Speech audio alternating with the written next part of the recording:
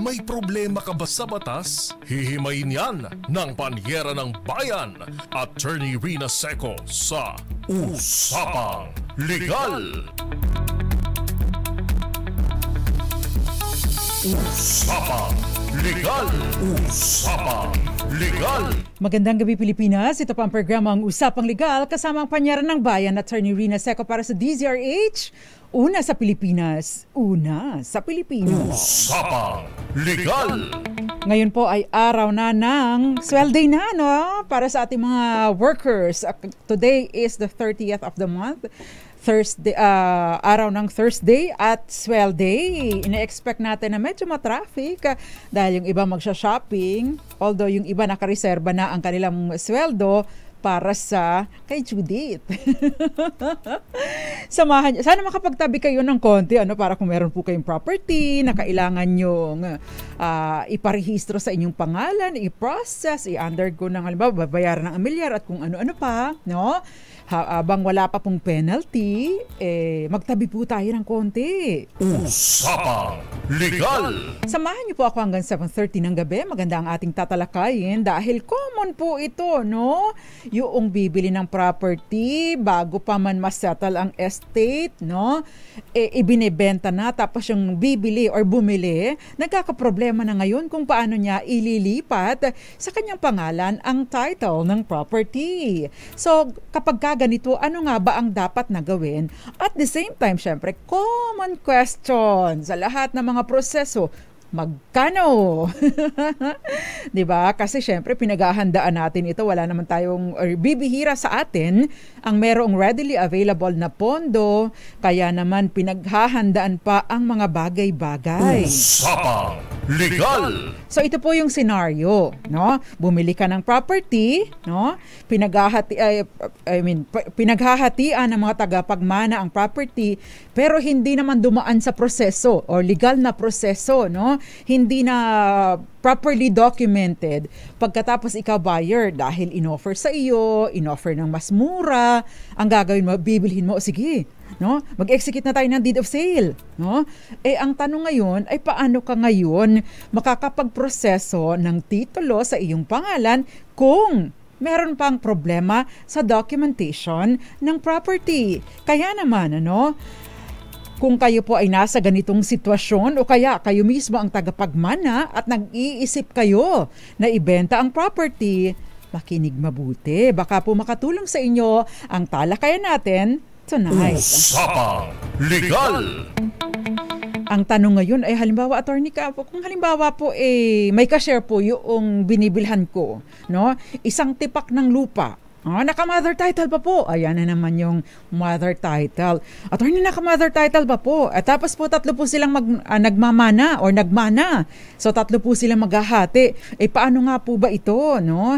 Kailangan po ba ng consent ng mga tagapagmana or kapwa tagapagmana para po maproseso ko ito? Dapat po ba pumirma din sila sa deed of sale? Ayan po ang tatalakay natin tonight. Usapang Legal. Kaya naman, if you have questions, 0919-282-6485. Pwede din po kayo magpadala ng mensahe sa DZRH TV 4K livestream sa YouTube bilang comment, although loading pa ito hanggang ngayon. O kaya naman po sa DZRH News Television Facebook Live at sa DZRH News Facebook Live at syempre sa 0919-282-6485. Again, the 0919-282-6485. Usapang Legal. Hyper po ba ako? Ganyan talaga mga nakakape, no? Kapag hindi na sanay uminom ng kape. Nagbabawas kasi ako magkape Kaya lang maraming tukso Kagaya ng mga iba dyan. At least ang nakakatukso lang sa akin ay kape.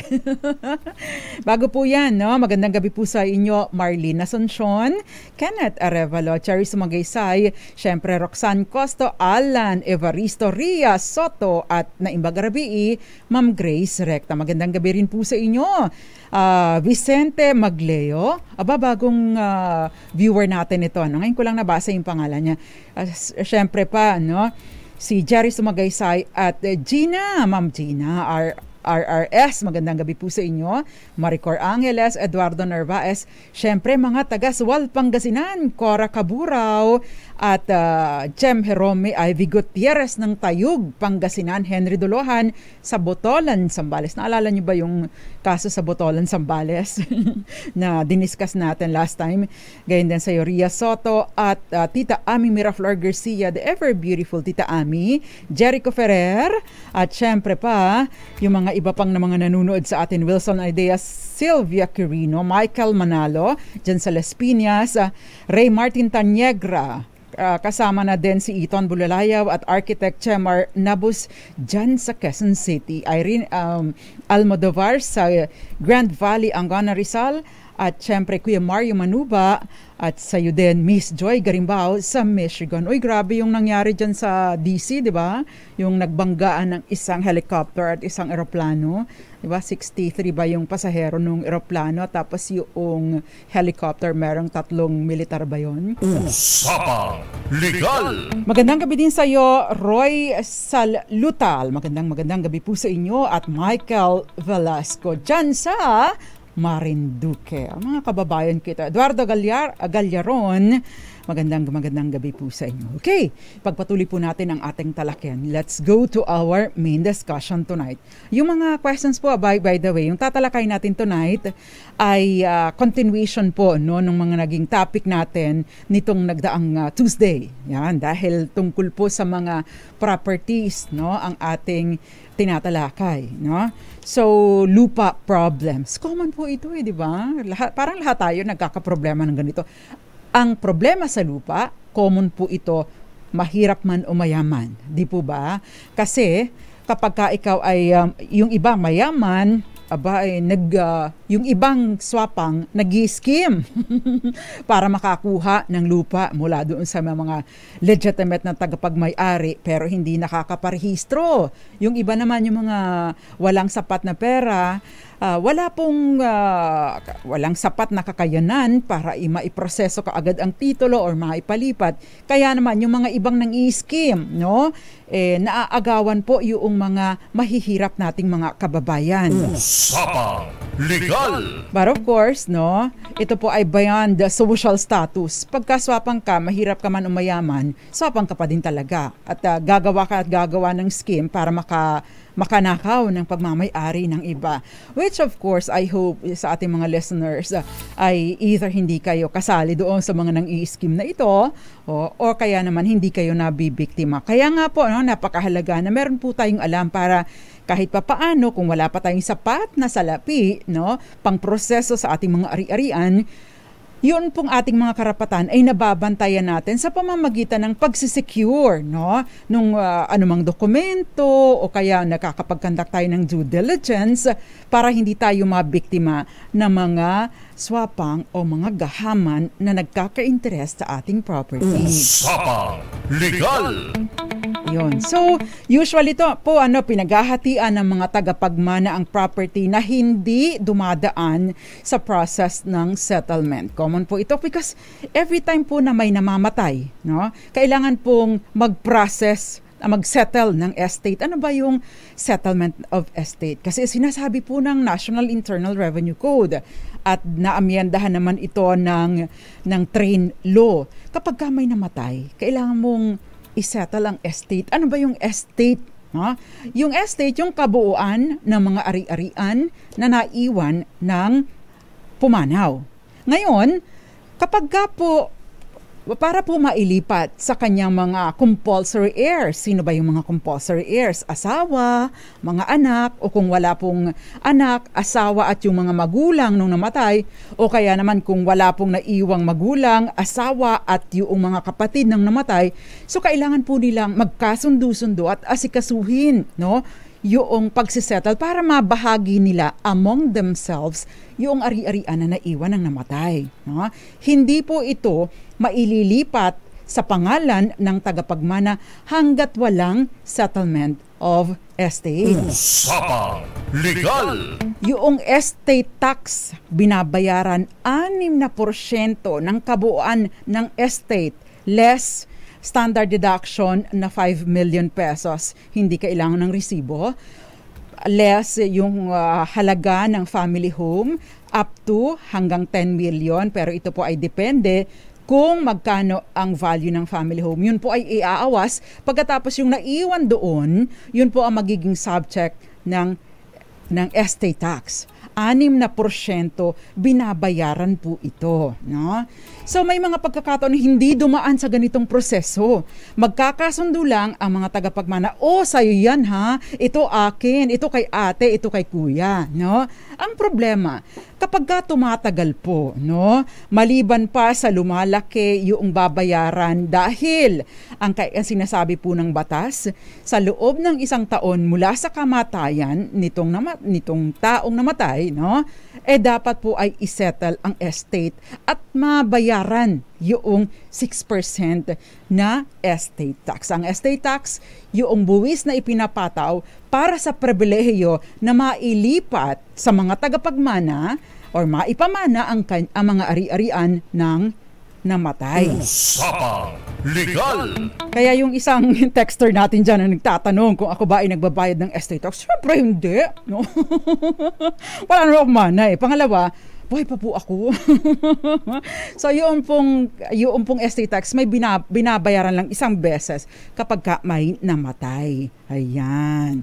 Now, ipagpatuloy po natin. So, kapag hindi dumaan sa ganitong proseso, lumulobo ang babayarang estate tax because ito po ay meron pong penalty. Maliban na lamang kung pasok po kayo doon sa requirement ng estate tax amnesty extension na mag-i-end sa June 14, 2025 this year. Usapang Legal! Ayan, so asikasuhin na po yung may mga unsettled estate. Madalas po kapag po ganito, yung hindi pa nagsisettle, naghahatian na lang ng kanya-kanya, akin ito, eto kay kuya, eto kay ate, no? Pagkatapos ibebenta ng isang tagapagmana ang share niya. So hindi buo ang bentahan ng share niya. Okay lang sana kung ang co-heir din ang bumili, ibig sabihin, ito, kapwa ko tagapagmana si ate na lang ang bibili, mas madali-dali.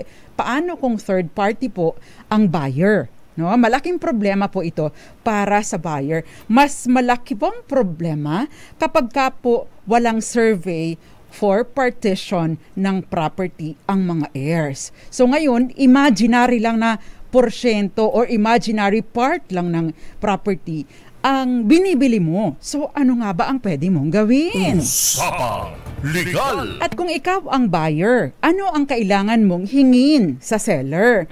Kung wala pang individual title, mahalaga po. Yan po ang tatalakay natin sa atin pong pagbabalik. Pwede po ninyong i-share ang ating talakayan tonight para mas marami pang makinabang sa ating discussion, sa mga impormasyon. Dahil again, lamang po ang may alam. Daddy Roel Resyo, magandang gabi.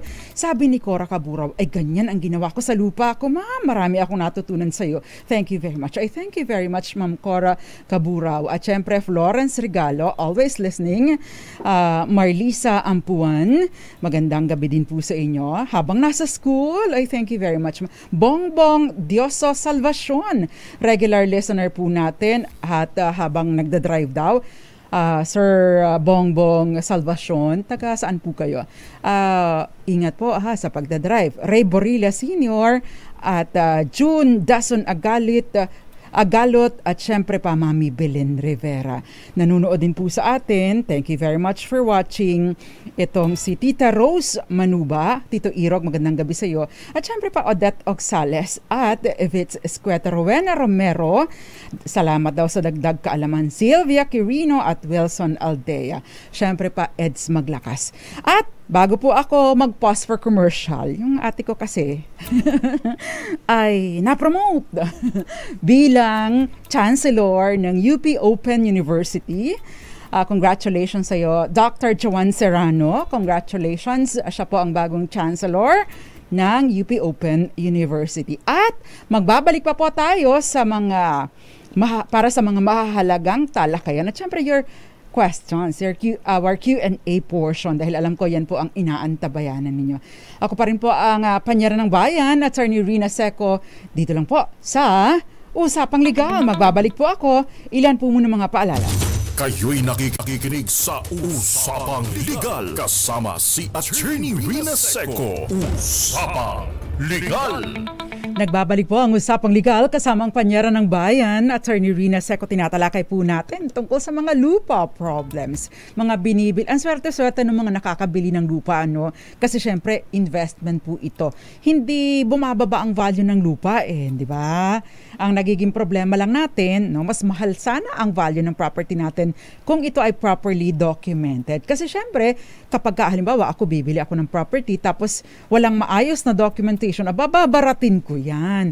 Pero kung ikaw ay property owner, pagkatapos malinis ang titulo, merong title under your name, syempre, you can demand ng mas mataas na value because kapag ka nag-due diligence, walang problema si buyer, no? Kapag ka po kasi hindi maayos ang documentation, syempre, oy ma'am, bawasan na natin ang ganito kasi nakita ko naman yung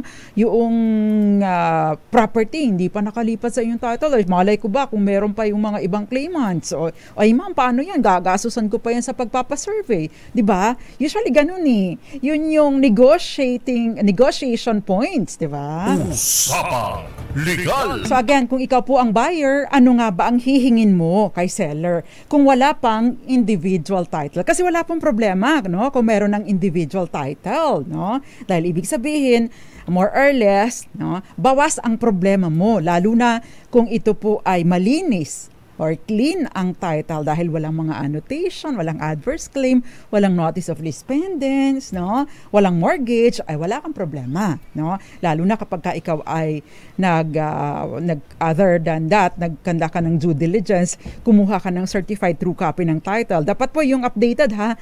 Kung ngayon mo bibilhin, dapat ngayon kumuha ka ng certified true copy ng title. Bakit? Because that reflects yung updated na status ng property. Kasi mamaya dyan, no, nag-transa kayo last week, nagbayad kayo, ngayon hindi ka kumuha. Paano kung yung on that day, merong nagpa-annotate pala na merong claimant? Diba? So, yun yung problema mo kung hindi ka magkakandak ng due diligence. So, kung ikaw po ay bibili ng property at wala pang titulo sa pangalan nitong nagbibenta sa iyo, at ito po ay mana. So, unang-unang tanong mo, ito po ba ay mana? Yan. Maganda po itong malaman, no? Kung ito po ay mana, hingin po ninyo yung proof of settlement at saka yung partition, no? Dapat po kasi malinaw na, no, yung allocation, no? Bahagi na binibili ninyo, no? Para kung wala pong partition, ay you are at the mercy, no? Kumbaga ay you are at the mercy of yung mga co-owners. Bakit? Paano kung yung ibang mga co-owners, di ba, nagpapatayan, di ba? Dahil sa tindi ng adhikain na makakuha ng best part. Kasi mas mahal po ang value, no, kapag nasa tabi ng kalsada, hindi po ba? No?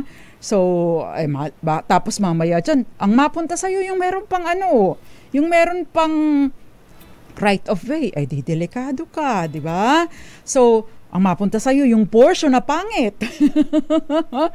Pero hindi po ito deed of sale. Ito po ay usually ang covering, ang deed of conveyance nito or paraan or dokumento ng paglilipat ay yung deed of assignment or transfer of rights. Diba? Narinig na naman natin yung rights. Attorney, nakabili ako, rights lang. Kasama po ito doon sa maaring maklasify as rights lang. Anong rights na yon? No? Right? Yung karapatan na humalili sa isang tagapagmana at i-demand yung settlement and partition ng estate. Usapang Legal. So, paano nyo malalaman na settled na yung estate? No? Kahit pa hindi pa nasa hindi pa nasa pangalan ng seller yung title, no? Wala pang individual title, pero malalaman po ninyo na settled na yung estate kapag meron pong e-CAR. Ano ba yung e-CAR? Electronic Certificate Authorizing Registration, dahil ito po yung pruweba na nabayaran na ang estate tax at nabayaran ng estate tax at ang DST, Documentary Stamp Tax, na 1.5%. Take note po kung bibili kayo tapos hindi pa nasisettle, hindi pa nababayaran ng estate tax, babayaran ninyo 6%. O, delikado yun. Ang laki na ng babayaran mo, di ba? Usapang Legal. Siyempre, dapat ba din manghingi na kayo ng SPA? Ano ba yung SPA? Yung Special Power of Attorney authorizing you to register the property under your name. Bakit? Para hindi na ililipat pa dun sa... kasi hindi, di ba, wala pang individual title. Para hindi na ililipat pa doon sa seller tapos ililipat sa iyo. Pwede kasing diretso na sa iyo ang title. Basta na-settle na yung estate at meron ng e-car, no? So, babayaran mo. May mga babayaran ka pa dyan, ha? Kahit pa nabayaran na yung estate tax. Take note. Usapang Legal. So, ang tanong, attorney, kailangan po ba ng consent ng co-owners o yung kapwa mga tagapagmana kung ito ay isang tipak? Pagkatapos hati-hati sila dito, kailangan po ba ng consent? Hindi naman po kailangan ang consent. Pag portion lamang ang bibilhin mo. Pero pag buong property ang bibilhin mo, ibig sabihin, kailangan nung consent at pagpirma ng mga co-owners o yung mga may-ari ng lupa na maaapektuhan. Pero take note pa rin po, maganda rin na may alam sila. Bakit? Kasi ang sinasabi po doon sa batas, yung mga kapwa tagapagmana ay merong karapatan na bilhin yung share ng kanilang kapwa tagapagmana at kailangan po ng notice o patunay na ito ay naipaalam sa kanila because meron po tayong tinatawag na right of preemption or tinatawag ding right of first refusal. Anong ibig sabihin nun? Bago pa maibenta sa iyo, dapat ma-i-offer muna sa kapwa niya tagapagmana. Yon. Kung hindi siya na-notify, meron po, kahit nabili na ninyo, pagkatapos saka pa lang magti-take effect yung 30 days kasi may 30 days po siyang palugit, para bilhin sa inyo ang property na nabili na ninyo. Diba? Lugi ka naman doon matapos mong paghirapan na asikasuhin ang mga dokumento. Yung pala mababawi lang sa'yo. Usapang Legal. Ayun. So napakahalaga din po nito. Marami po ang nakakalimot nitong itong notice na ito sa mga co-owners or co-heirs. Ayan. Now, dakuan po natin kung by the way, kapag ka po walang proof ng notice sa mga co-owners, yung deed of sale will not be recorded in the registry of deeds unless accompanied by an affidavit of the vendor na nagsasabi na nagbigay siya ng written notice doon sa mga possible redemptioners. Sino yung possible redemptioners? Siyempre, yung mga kapwa tagapagmana. Usapang Legal. Now, magkano ang maaaring mong magastos sa paglilipat ng titulo? Assuming settled na ang estate at meron ng partition. Ayan. Notaryo. Magkano ba yung notaryo na deed of sale? Ayan. 1.5 hanggang 2% of the selling price. So, mahina po ako sa math, Kaya i-compute nyo na lang 1.5 hanggang 2% ng naging presyohan ng inyong pagbili. Ngayon, syempre, capital gains tax. Nasa pag-uusap na po ninyo ni seller kung sino ang magbabayad. 6% din po ito, either ng zonal or fair market value or selling price. Alin man doon ang mas mataas. That is 6%. Now, ano naman yung kasunod ba? DST, Documentary Stamp Tax. Magkano ito? 1.5%. Ang dami porsyento, Pagkatapos, ito po yung capital gains tax, syempre yung notaryo dun sa abogadong nagnotaryo. Yung capital gains tax, binabayaran po yan sa BIR at babayaran ito within 30 days from the execution of your document. Pati po yung DST, Documentary Stamp Tax, doon po within the first 5 days of the month following your transaction. So kung ngayon ang transaction ninyo, ay masyadong alanganin pag ngayon kayo magpipirmahan. Bakit? Bago mag-asing ko ng on or before Feb 5, dapat mabayaran na ninyo. Kaya i-adjust nyo minsan. Diba? Yun yung technique para meron kayong ample time. Usapang Legal. So yun po yung sa BIR. Kapag meron na po kayo nito, syempre mabibigyan kayo ng e-car. Pero hindi pa rin po dito nagtatapos. Bakit? Pupunta kayo sa City Hall o kaya nasa munisipyo. no? Magbabayad naman po kayo ng transfer tax. Magkano ba yung transfer tax? 1/2 of 1% of the selling price or 75% ng 1%. Depende po sa mga probinsya, 1/2 of 1%. Dito sa National Capital Region and highly urbanized cities, no, 75% of 1%. Yun. So, pagkatapos, meron pa rin po kayong mga ibang babayaran doon, mga processing fee and all, ng mga butal-butal. So, mga 100, 150, 200, 350, mga ganon. So, dagdag pa po yun. Plus po yun. Usapang Legal!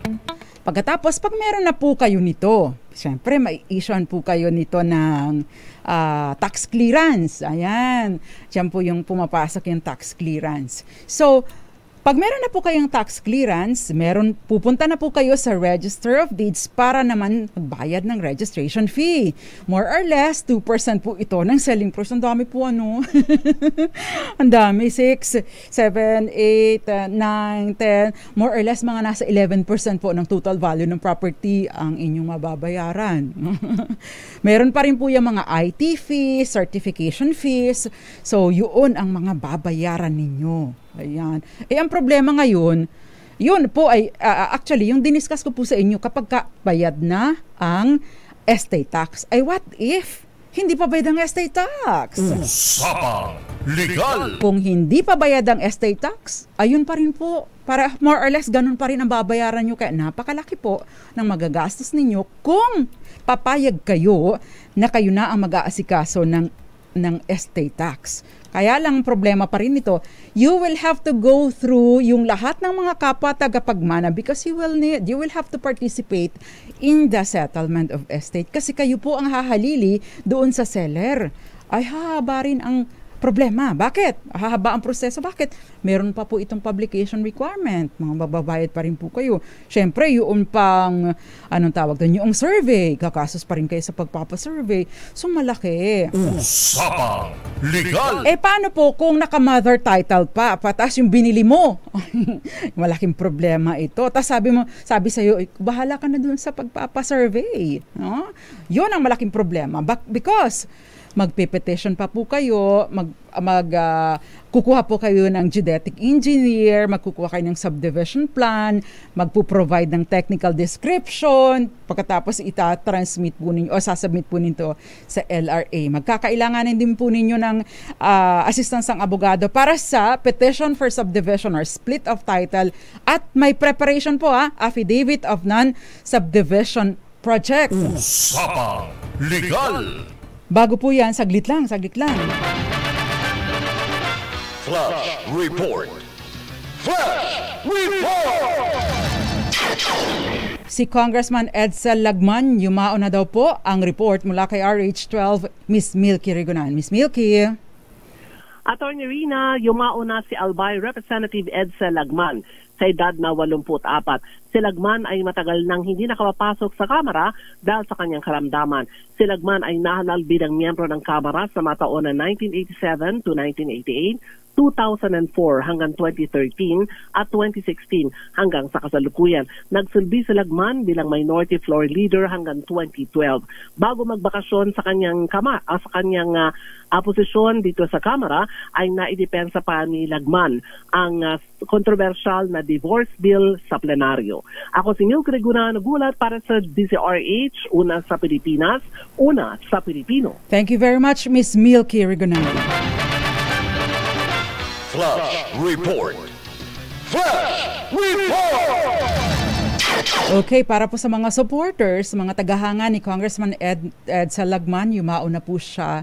Hindi natin nakuha yung full details. Pero si Miss Milky magre-report pa yan, especially yung tungkol doon sa viewing. I'm sure magpo-provide yan ng mga schedule. So, antabayanan po ang mga follow-up reports ni Miss Milky Regonan kaugnay dito.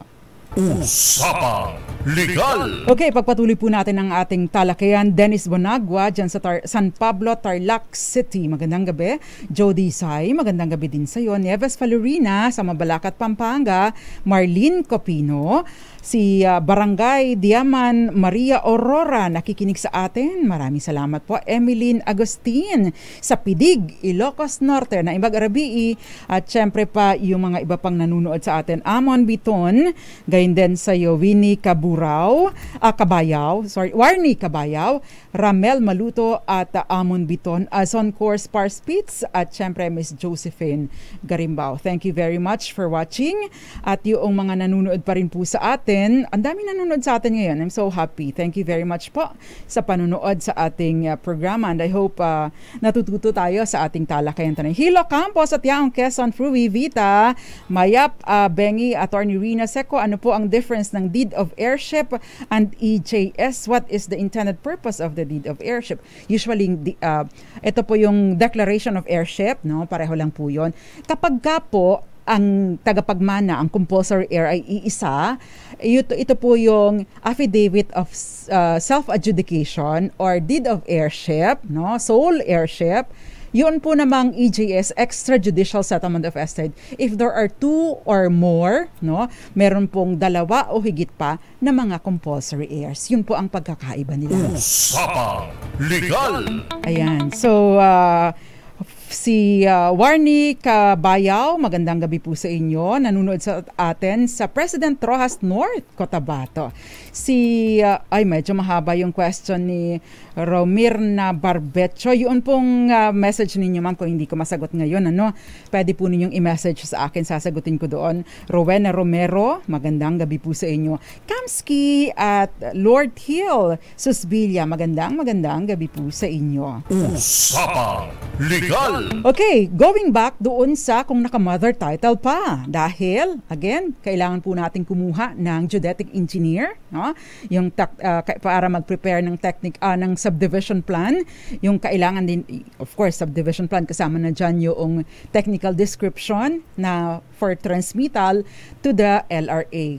At binanggit ko rin po yung petitions to subdivide or yung splitting of title. At ano ba yung affidavit of non-subdivision project? Kasi kung ito po ay mana at pinaghahatian, magkakaroon po ng suspicion, no?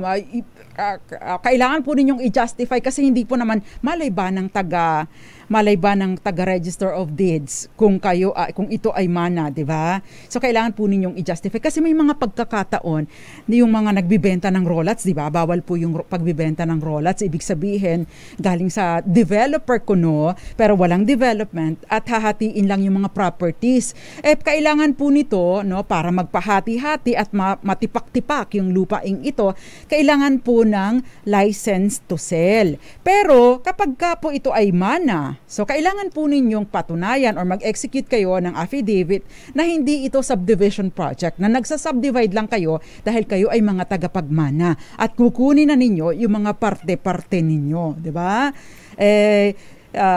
Para hindi po ninyo kailanganin ng license to sell kung ibebenta ninyo ang portion ng property. Hihingin din po ninyo yan kung kayo po ang buyer.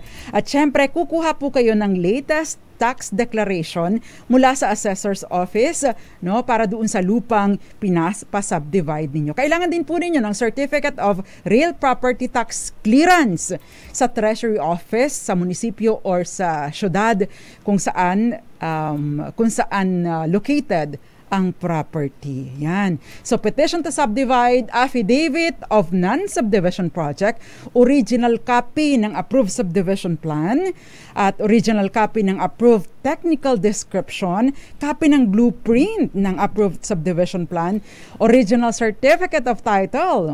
So, kung wala po yung original kopya ng title, magpipetition pa kayo sa korte para sa reissuance ng title. At syempre, certified true copy ng tax declaration, latest kopya ng tax clearance, SPA kung meron po kayong authorized representative, at syempre babayaran ang registration fees. Kayo'y nakikinig sa Usapang Legal kasama si Attorney Rina Seco. So 2 to 3 months po yung pagpaprocess nito ayon po doon sa doon sa Citizens Charter ng Register of Deeds. Kapag po nakakuha na kayo ng title, babalik kayo sa Assessor's Office para saan? Para po ma-update yung tax declaration at ma-cancel yung lumang tax deck at ma-issue kayo ng bagong tax declaration under sa iyong pangalan. Yan. Usapang Legal. So, yun. Basically, yun po ang ating ang summary. Mahaba-haba po Yun po ang summary. Attorney, ito yung question. Paano kung deed of assignment? Basically, kagaya ng tinalakay natin tungkol sa assignment of rights. Yun po yun. No? Now, si Kenneth may question. Ibinayad sa akin ay lupa na naka-mother title. Ano ang gagawin ko? Siyempre, mag-e-execute kayo ng deed of assignment. No? Bilang mag-execute kayo ng deed of assignment, pagkatapos you go through yung proseso na binanggit ko earlier. Louie, okay. Question po ni Louie, good PM po attorney, nakabili kami ng portion ng lupa under sa CLOA na marami po sila na beneficiaryo. Pwede ba kami magpa-title ng portion lang may nakalagay na encumbered in favor ng DAR? Yan. Usapang Legal. Kapag po ganito, marami sa iisang titulo, ito po yung tinatawag na collective title sa ilalim po ng CLOA, Certificate of Land Ownership Award. Ibig sabihin, yung isang tipak ng property, maaring kinuha ito, binili ito ng gobyerno para sa mga land reform beneficiaries, no? Hindi pa nasa subdivide, kaya nakatitulo sa ilang tao. Ang DAR, Department of Agrarian Reform, sila po yung nagpa-process, nag-aasikaso ng individual title.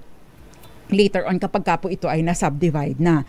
Ngayon, ang tanong kung bibili ka, ang question dito ay, nakasampung taon na ba? No? Kasi kapag wala pang 10 taon, no, mula doon sa pagkaka-award ng property, ay wag mong bibilhin. Bakit? Kasi void ang inyong transaction. Ang reckoning period po noong 10 years ay from the time of the award, hindi doon sa oras ng paghahati. No? So yun lang po ang dapat ninyong tandaan. But yes, eventually, pwede po itong mabili at mapatituluhan under sa iyong pangalan. Usapang Legal. Okay, before we pause for commercial, ito po yung question ni Mary Beth. Paano po kung yung may-ari ng lupa ay namatay na? Mga magkakapatid ang magbebenta. May adverse claim po. Kailangan pa po ba yung pirma nung nag-adverse claim kung ibibenta po? Hawak po ng magkakapatid ang title. Yan po at iba pang mga questions. May, sasagutin ko din yung question mo. At saka si Julius at yung iba pa. Si Agustin Villarta ay nanunood din po sa atin. Ang pamilya ni Agustin Villarta sa San Luis, Pampanga. Michael Heda. Oy! Taga Dasmariñas. Parang kilala ko si Michael Heda. Magandang gabi po sa inyo. And Marcelo M. Magandang gabi po sa inyo. Yung mga iba pang mga nanunood, magandang gabi po sa inyo. Richmond Paray, mabuhay po kayo. At syempre, sabi ni Tita Ami, si Congressman Edsa Lagman ay naging Undersecretary ng DBM. At alam na alam ito ni Tita Ami dahil taga DBM siya dati. Ma'am Zoraida Falorina, magandang gabi po sa inyo. At syempre, yung iba pang mga nanunood sa atin, Hilo Campo, thank you very much. Kayo'y nakikinig sa Usapang Legal kasama si Attorney Rina Seco. Itong si Orsolita Arago, magandang gabi po sa inyo. At yung iba pang mga nanunood, nakikinig sa atin sa iba't ibang panig ng mundo. Good morning, good afternoon, good evening, and good night. Ito po muna, before we answer yung mga iba pang mga questions, yung nabasa ko po, yung kay Mary Beth, or Mary Beth ba ito, or Mary Beth. So, yung binili niya ay may-ari ng lupa na matay na, mga kapatid ang magbibenta, may adverse claim. Ang I suggest po, bago po ninyo bilhin ang property, ipa-cancel po muna ninyo yung adverse claim. Hindi po pipirma yan, hindi po kailangan ng consent nila. Ang importante lang po, maipa-cancel ninyo bago ninyo bilhin, sabihin ninyo doon sa nagbibenta, sa mga magkakapatid, ipa-cancel muna yung adverse claim. Kasi kapag may adverse claim po yan at valid yung claim, yung karapatan nito, ay karapatan ninyo bilang buyer ay nakadepende doon sa magiging outcome later on, noong adverse claim at eventually yung kaso. Kaya delikado po itong bilhin. Usapang Legal! Para makatiyak kayo, dapat canceled muna ang adverse claim. At syempre, dapat settled ang estate dahil sabi nyo, namatay na yung mga may-ari. Dapat yung mga magkakapatid magkasundo. Anyway, next question. May binili pong property ang kapatid ko and it's under amortization pa. Pero hindi na po niya kayang bayaran. Ako na po ang magtutuloy ng bayad. Ano po makayang documents sa kailangan as proof na sa akin na ang property? Thank you very much. Okay, deed of sale o kaya naman ay deed of assignment with assumption of mortgage and waiver of rights. Kailangan po ninyo yung mga dokumentong ito. Basically, ito po ay konsepto ng pasalo, di ba? Ganyan yung mga pasalo. At the same time, magpa-issue po kayo ng ISPA. Ano yung ISPA? Coupled with interest.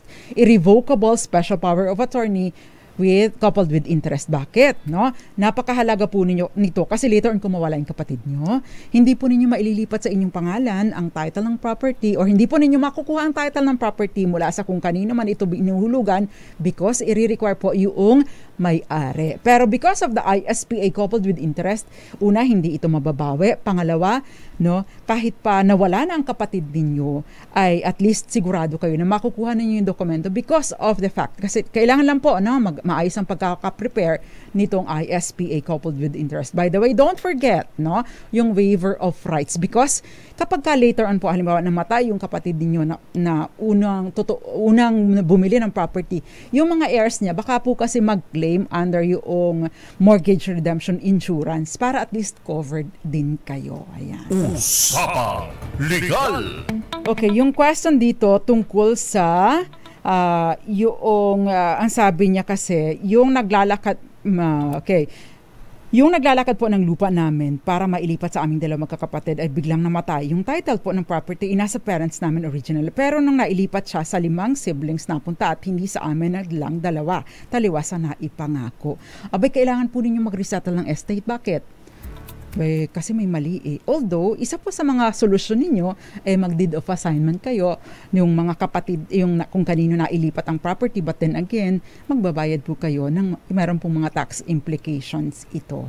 So, dapat lang po may covering document, not to say na, well, pwedeng sabihin ninyo na nagkamali or isa sa mga option po ninyo ay i-assign na lang sa inyo ang property. Basta wala pong issue doon sa mga napagbigyan nito. Usapang Legal!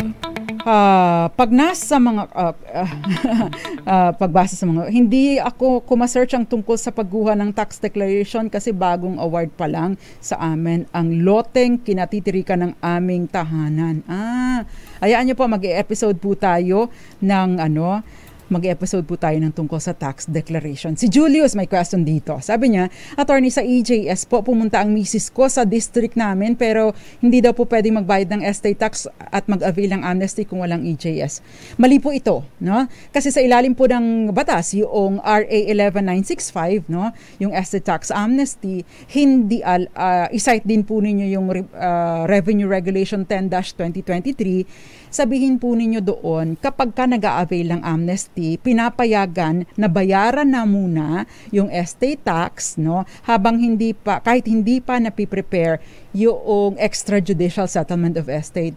Pinapayagan po ito kasi may mga pagkakataon hindi magkakasundo yung heirs, diba? Kaya lang dahil may halimbawa, 1 o 2 sa mga heirs ang nagsasabi na babayaran na lang natin, no, para para maka-avail tayo ng amnesty. So pinapayagan po ito. Pero for purposes of registration under the name of the heirs, no, kailangan pong may extrajudicial settlement of estate. Ayan. Usapang Legal!